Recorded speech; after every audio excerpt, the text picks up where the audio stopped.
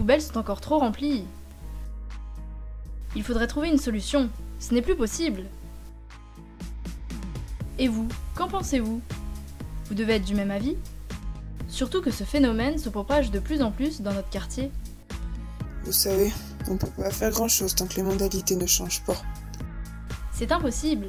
Il existera toujours des gens qui ne voudront pas changer leurs habitudes. Mais peut-être que l'on peut nous-mêmes améliorer le système? Les journées commencent déjà mal. Ah, encore des déchets au sol. Eh, vous, là-bas, ne jetez pas votre canette ici, il y a des poubelles faites pour ça. Vous m'écoutez? Il y a des poubelles. Vous vous rendez compte qu'il faut plus d'une centaine d'années pour que se décompose une canette? Ce serait tellement bien que tout le monde jette ses déchets dans les poubelles. Enchanté. De même. Et si ensemble nous créions une poubelle connectée? Merveilleuse idée.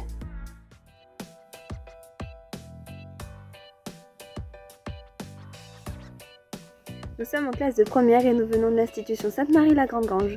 Et nous allons représenter l'Académie de Lyon lors des Olympiades nationales des sciences de l'ingénieur 2022. Notre but est de répondre à l'objectif Les sciences de l'ingénieur au service de la mobilité. Et pour cela, nous souhaitons toucher un maximum de personnes.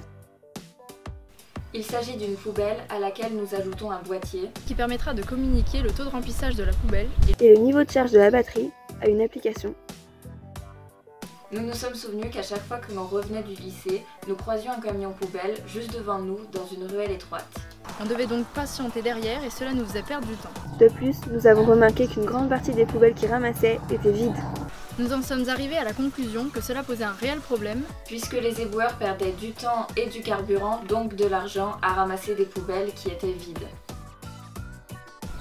Le boîtier est constitué de 2 capteurs double tête à ultrasons, une carte ESP32, 11 piles rechargeables de 1,2 volts, une LED orange et 2 voyants LED, un rouge et un vert.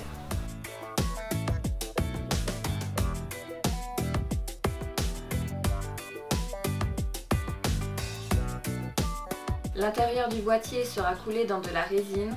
Il résisterait au choc et serait imperméable. Nous avons effectué quelques calculs et un prototype coûterait plus ou moins une soixantaine d'euros.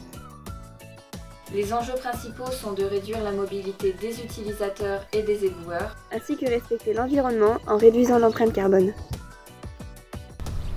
Les objectifs futurs seront de relier le boîtier à l'application en Wi-Fi à l'aide d'un élève de NSI et de réaliser le montage du boîtier.